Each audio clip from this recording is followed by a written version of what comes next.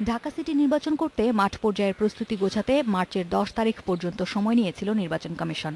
তফসিল ঘোষণার আগে যে প্রস্তুতিগুলো নেওয়া দরকার এর মধ্যে বেশিরভাগ কাজই শেষ করে ফেলেছে তারা।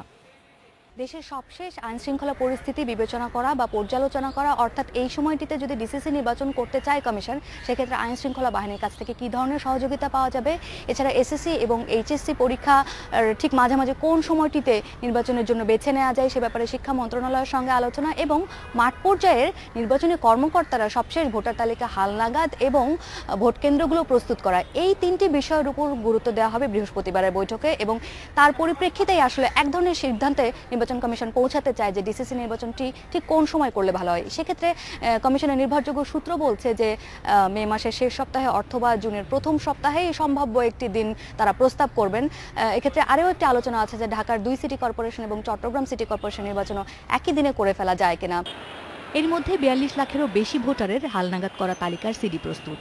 উত্তরে 1087টি এবং দক্ষিণে 873টি ভোট কেন্দ্র নির্ধারণ করা হয়েছে। এছাড়া প্রায় 50,000 নির্বাচনী কর্মকর্তার প্যানেল তৈরির কাজ চলছে।